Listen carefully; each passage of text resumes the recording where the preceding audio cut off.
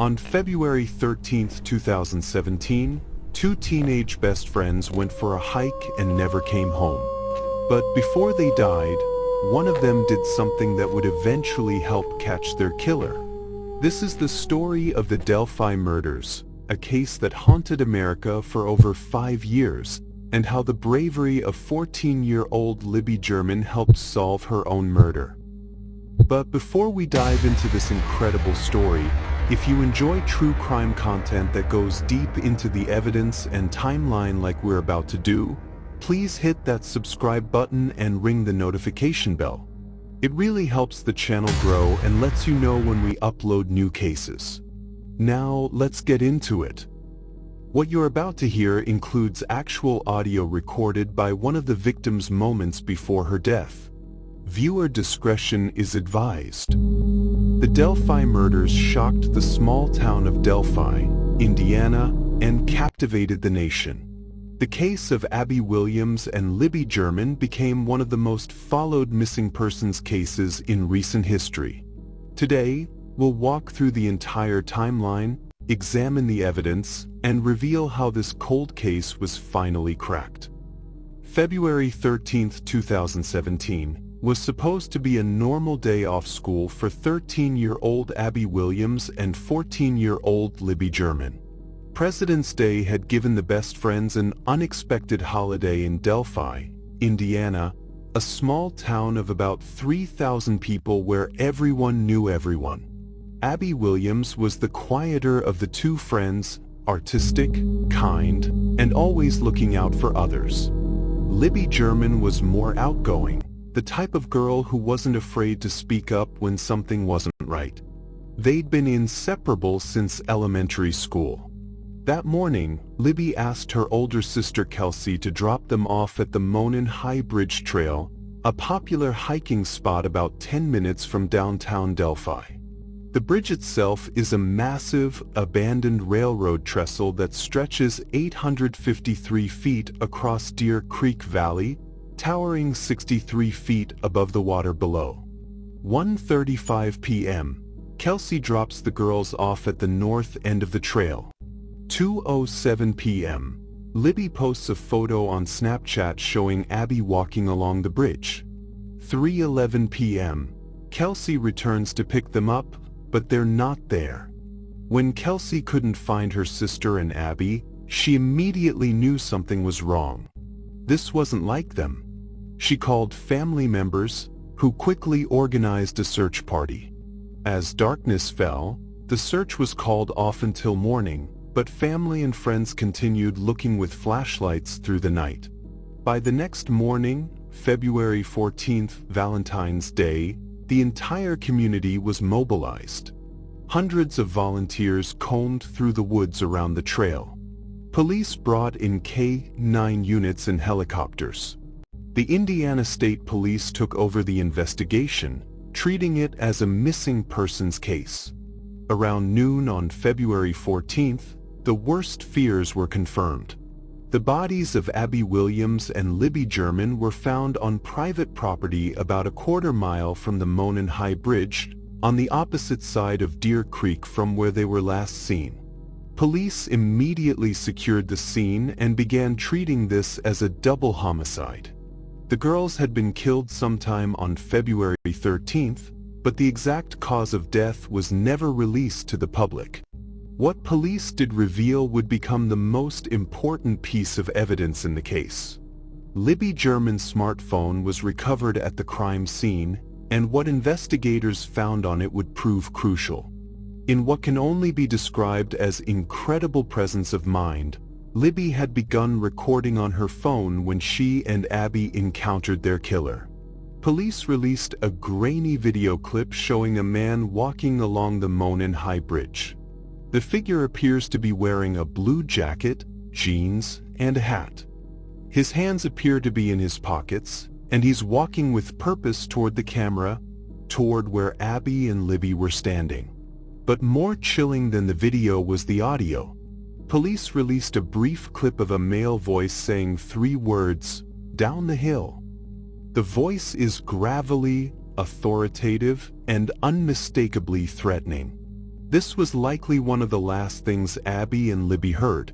Police released additional details about Bridge Guy as he became known. White male.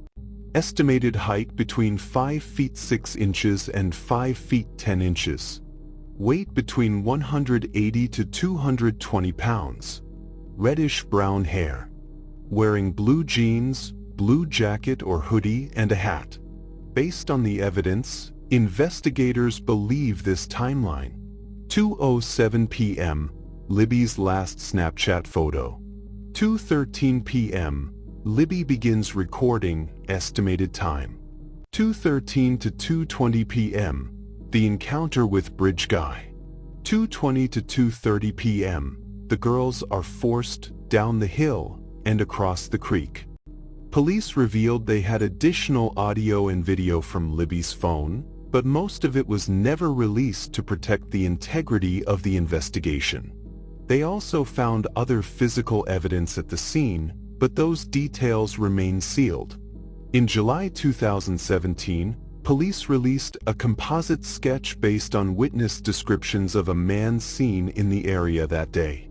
The sketch showed an older man with a hat, appearing to be in his 40s or 50s with a mustache and goatee. The FBI joined the investigation, bringing in their behavioral analysis unit.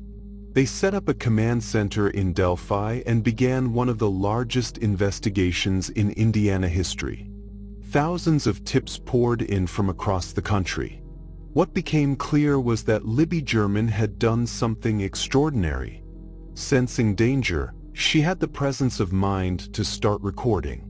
As State Police Superintendent Doug Carter said, Libby was a hero. She recorded the killer. This evidence would prove to be the key to eventually solving the case. For over 2 years, the investigation seemed to hit dead end after dead end. Police followed up on thousands of tips, investigated hundreds of potential suspects, and conducted countless interviews. The case garnered national attention, with features on major news networks and true crime shows. On April 22, 2019, exactly 2 years and 2 months after the murders, Indiana State Police held a press conference that stunned everyone following the case. Superintendent Carter delivered a dramatic presentation that included several major revelations. Police released a completely different composite sketch, this one of a much younger man, appearing to be in his 20s or 30s. Carter announced that this new sketch was now the primary focus and that the previous sketch was secondary. They released additional audio from Libby's phone. Before the down the hill command, Bridge Guy could be heard saying, "Guys." So the full audio was, "Guys, down the hill." Carter delivered what many considered one of the most emotional appeals in law enforcement history. "We have a witness. You made mistakes. We are coming for you and there's no place to hide. We know a lot about you. Today could be the day. Sleep well." Police announced they were looking at the case from a new angle and that the killer was likely hiding in plain sight, someone familiar with the area, possibly even someone who had inserted themselves into the investigation. Police also released information about searching a property that included a small building or shack. They were looking for anyone who might have stayed there or used it around the time of the murders. The investigation began to focus more heavily on locals, people who knew the trails, knew the area, and wouldn't seem out of place there. This represented a significant shift from the earlier investigation. Despite the renewed focus and new evidence, leads continued to dry up. The case went cold again, frustrating the families, the community, and law enforcement. Annual press conferences yielded no major breaks. In 2020, a significant development emerged involving a man named Keegan Kline, who had been catfishing young girls online using fake social media profiles. Police revealed that he had been in contact with Libby German through social media before her death, even arranging to meet her the day she was killed. However, Klein was never charged in connection with the murders. On October 26, 2022, over 5.5 years after the murders, Indiana State Police announced they had arrested a suspect in the Delphi murders. The name sent shockwaves through the community: Richard Matthew Allen. Richard Allen was a 50-year-old pharmacy technician who had worked at a CVS in Delphi for over 5 years. He was married with an adult daughter, lived quietly in the community, and had no significant criminal history. Most shocking of all, he had been hiding in plain sight, working just blocks from where massive search efforts had been coordinated. Allen had actually come forward early in the investigation, in 2017, telling police he had been on the trails that day. Somehow, this crucial lead had been misfiled or overlooked for years. It wasn't until 2022 that investigators re-examined this tip and realized its significance. While many details remained sealed, court documents revealed several key pieces of evidence. Allen admitted to being on the trails between 1:30 to 3:30 p.m. on February 13, 2017. He was wearing clothes consistent with Bridge Guy's description. Witnesses reported seeing a man matching Allen's description. Ballistics evidence allegedly connected a gun found at Allen's home to the crime scene. After Allen was identified as a suspect, police began surveilling him and noticed changes in his behavior. He allegedly began drinking more heavily and made incriminating statements to his wife and others about the murders. Allen was quietly arrested at his home on October 26, 2022. The arrest was kept secret for several days while investigators secured search warrants and gathered additional evidence. When news of the arrest broke, the Delphi community was stunned. Here was someone who had lived among them, worked in their pharmacy, filled their prescriptions, and he was allegedly the monster who had terrorized their town. Richard Allen was charged with 2 counts of murder and 2 additional counts of murder while committing or attempting to commit kidnapping. If convicted, he could face the death penalty or life in prison without parole. Allen initially pleaded not guilty to all charges. The case has been complicated by issues with legal representation, venue changes, and gag orders that have limited public information about the evidence. The families of Abby Williams and Libby German expressed cautious relief at the arrest while emphasizing that their journey toward justice was just beginning. They thanked the investigators who never gave up and the community that never forgot their girls. The arrest vindicated what many had believed all along, that Libby German's quick thinking and bravery in recording her killer would ultimately lead to justice.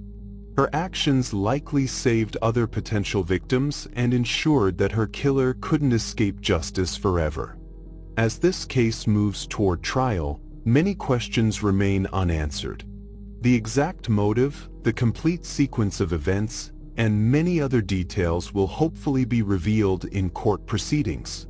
The Delphi case has had a profound impact on how missing persons cases are handled, particularly the importance of social media evidence and cell phone data.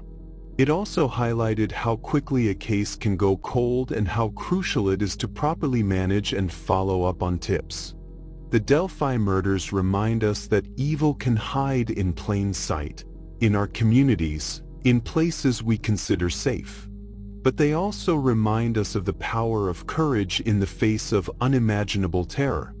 Libby German, just 14 years old, had the presence of mind to create the evidence that would eventually bring her killer to justice.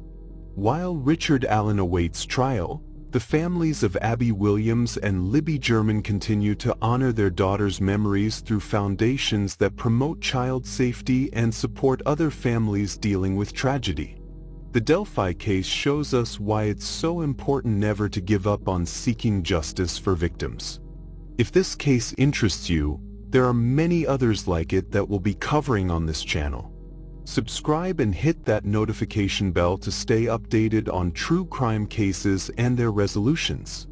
Remember, if you have information about any unsolved case, don't hesitate to contact authorities. Sometimes the smallest detail can be the key that breaks a case wide open. Thank you for watching. In the comments below, let us know what other true crime cases you'd like us to cover. And remember, Abby and Libby will never be forgotten. If you found this video informative and want to see more deep dive true crime content like this, please give it a thumbs up, it really helps us out. And if you haven't already, subscribe to the channel because we're posting new true crime cases every week. Hit that notification bell so you never miss when we upload. Thanks again for watching, and we'll see you in the next one.